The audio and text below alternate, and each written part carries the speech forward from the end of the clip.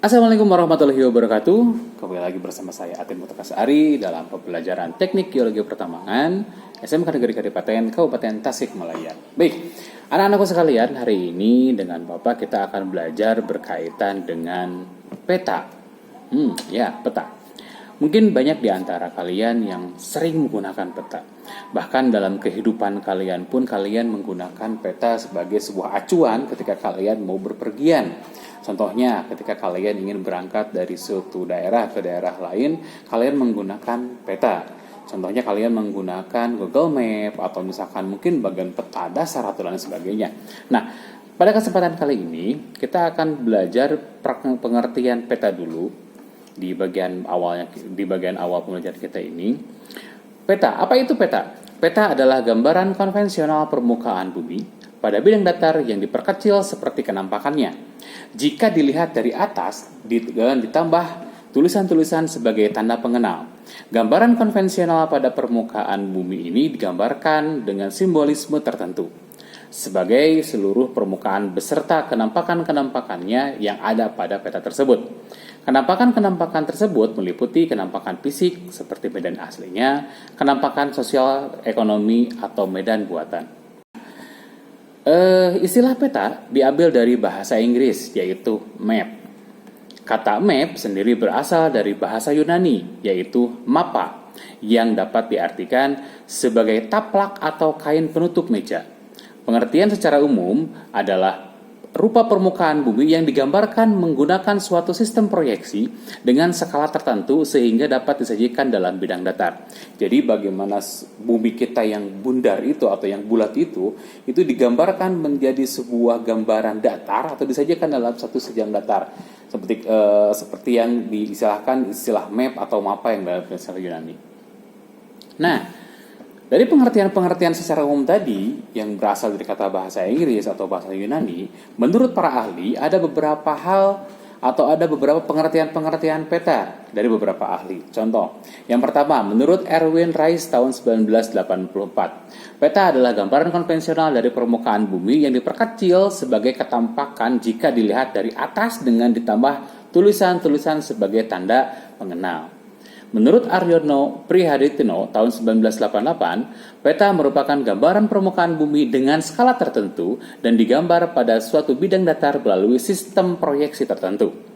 Menurut Perhimpunan Kartografi Internasional atau International Cartographic Association, peta merupakan gambaran atau representasi atau unsur-unsur abstrak yang dipilih dari permukaan bumi dalam kaitannya dengan permukaan bumi atau benda-benda angkasa. Nah, sedangkan menurut Ica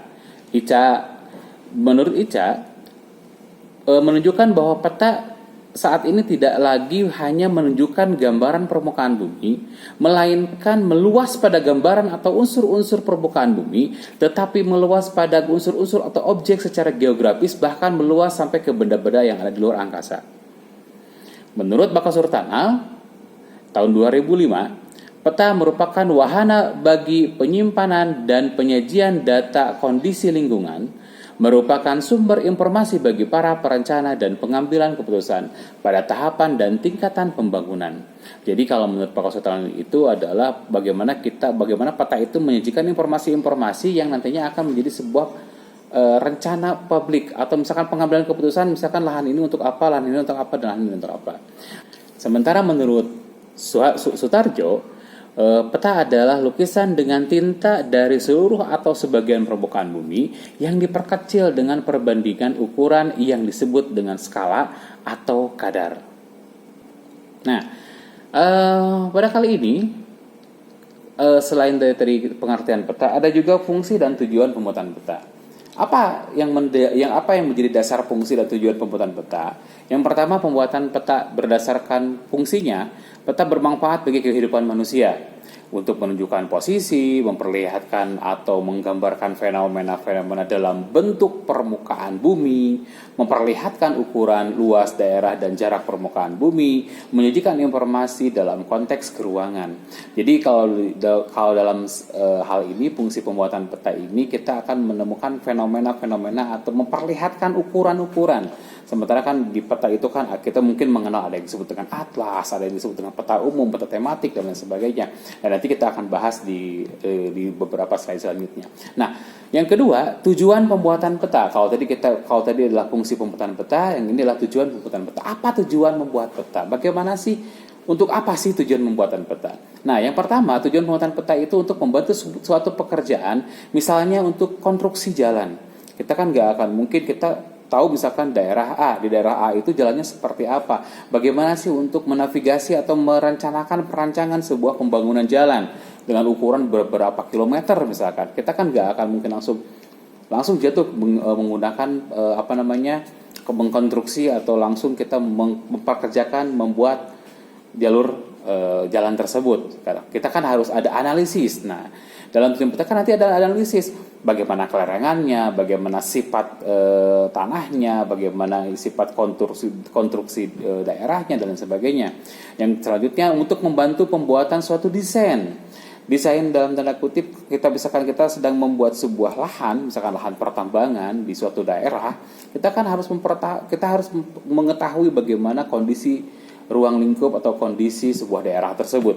Dan yang terakhir adalah komunikasi informasi ruang. Informasi ruang karena peta itu kan nanti akan menyajikan beberapa informasi, termasuk informasi hidrologi, informasi demografi, informasi keadaan alam, keadaan penduduk dan lain sebagainya. Nah, bisa kita lihat di sini ada salah satu contoh penggunaan peta. Ini penggunaan peta, boleh dikatakan penggunaan peta lahan ya. Lahan itu dengan ada beberapa legendanya, ada beberapa warna-warna, ada yang lahan untuk lahan hijau, lahan untuk lahan pemukiman dan lain sebagainya gitu kan ya. Nah, selanjutnya kita masuk ke jenis peta. Ada beberapa jenis peta, diantaranya peta foto dan peta garis. Peta foto dihasilkan dari mozaik gabungan foto-foto udara. Jadi kayak misalkan kita kayak drone gitu kan, foto-foto udara dilengkapi dengan garis kontur, toponimi dan legenda-legenda. Adapun peta garis menjadikan kenampakan alami dan buatan manusia dalam bentuk titik, garis dan area luasan. Berdasarkan isi atau informasi yang disajikan, peta dapat dikelompokkan atas peta umum atau peta ikhtisar dan peta tematik. Nah, apa itu peta umum? Peta umum menggambarkan segala sesuatu di permukaan bumi secara umum. Peta kartografi dan peta topografi termasuk pada ini adalah menampilkan seluruh permukaan atau sebagian permukaan bumi secara umum. Biasanya memiliki skala sedang, contoh peta korografi atau peta atlas misalkan. Nah, peta topografi ini menampilkan relief atau bentukan-bentukan permukaan bumi. Kita kan tahu bahwa di bumi itu kan ada bentuk-bentukannya, ada bentuk seperti pegunungan atau bentuk lereng atau bentuk sungai dan lain sebagainya. Nah, dalam peta umum ini garis-garis itu disebut dengan garis kontur. Nah, ada beberapa sifat-sifat garis kontur, nanti ada semakin rapat, semakin renggang dan lain sebagainya. Ciri garis kontur adalah sebagai berikut. Semakin rapat jarak garis kontur menunjukkan relief itu semakin curam. Begitu sebaliknya, kalau antar garisnya semakin jarang atau semakin jenjang, itu menunjukkan reliefnya semakin landai. Nah, kalau tadi itu adalah peta umum. Terus bagaimana deh? Yang kedua adalah peta tematik. Nah, peta tematik ini adalah peta yang menggambarkan kenampakan fenomena tertentu di permukaan bumi. Misalkan peta kepadatan penduduk, peta pertambangan, dan peta curah hujan. Seperti lihat di sini adalah contoh, salah satunya adalah peta curah hujan. Ini dasar hariannya saya ambil dari situsnya BMKG gitu kan ya. Ini prediksi curah hujan di tahun 2024. Nah, anak-anakku sekalian, itu yang Bapak akan sampaikan untuk saat ini berkaitan dengan pengertian peta. Nanti ada beberapa tugas yang harus kalian kerjakan berkaitan dengan dasar-dasar hukum peta dan dasar-dasar, dan nanti ada materi lanjutan lagi berkaitan dengan pemetaan.